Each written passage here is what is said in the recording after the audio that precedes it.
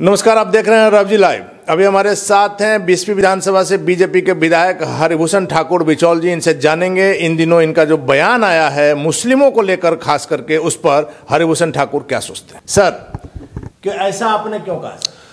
इसलिए कहा कि जो परिस्थिति देख रहे हैं, हम तो उनको भाई मानते हैं लेकिन वो हमको चारा मानते हैं। आप देखेंगे कि अभी सासाराम में घटना घटी है कि गांव से लोग हिंदू भागने पर, कैथी गांव से पलायन करने पर मजबूर है। कश्मीर का हाल आप देखिए, पूर्वोत्तर के असम का देखिए आप हाल, बिहार के कई जिलों का हाल देखिए, मेरे विधानसभा का हाल देखिए। 1947 में धर्म के नाम पर विभाजन हुआ था, लेकिन हमारी विशाल हृदयता और सहृदयता, मैंने उनको कहा कि नहीं भाई, आप जो नहीं जाना चाहते हैं आ रहे हैं। लेकिन हमको मिला क्या?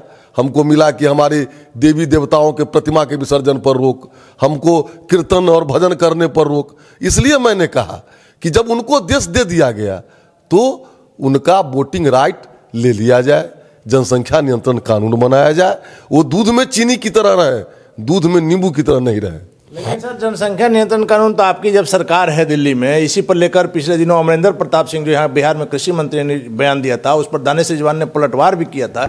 तो आखिर सर, जनसंख्या नियंत्रण कानून आप कब लाएंगे? आएगा, सब आएगा। समय का इंतजार कीजिए। जब अयोध्या में भव्य श्री राम मंदिर बन सकता है, धारा 370 जा सकती है, तो ये भी आएगा।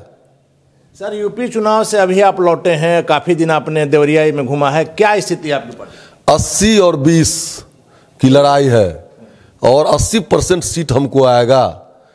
किसी भी से भी ज्यादा निश्चित रूप से आप देख लीजिएगा, निश्चित रूप से हम लोग मिलेंगे 10 तारीख को। सर, मैं लखनऊ और यूपी के, आप कहिए कि देश के मशहूर शायर मुन्नवर राना है जो लखनऊ में रहते हैं, उन्होंने यह घोषणा किया है कि यदि बीजेपी सत्ता में आती है, योगी सत्ता में आते हैं, तो मैं लखनऊ और यूपी छोड़ दूंगा। एकदम उनको छोड़ना पड़ेगा और ऐसे लोग छोड़ दें।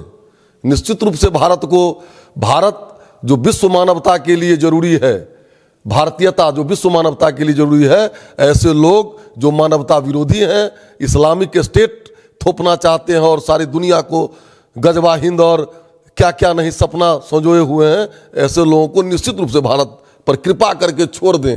अगर उनको जाने में कोई कठिनाई है तो हम लोग चंदो करके मदद करेंगे, चंदा करके मदद करेंगे। लेकिन सर, आपने ये जो बयान दिया है, आपको नहीं लगता है थोड़ा ज्यादा आक्रामक है कि मुस्लिम को वोट के अधिकार से कैसे वंचित किया जा सकता है, जबकि भारत धर्मनिरपेक्ष?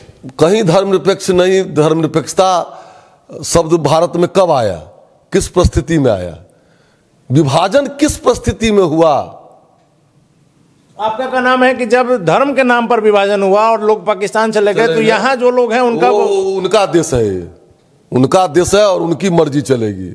आपने सर एक और बात बोला है कि इनको अल्पसंख्यक नहीं कहा जाए, क्योंकि इनकी जनसंख्या जिस गति से बढ़ रही है अभी अल्पसंख्यक नहीं। वो तो वही मांग किए हैं। एमआईएम के जो विधायक दल के नेता है वो नहीं, बिहार के जो नेता है अख्तरुल ईमान, वो मांग किए हैं कि हमको अल्पसंख्यक नहीं माना जाए, नहीं माना। हाँ।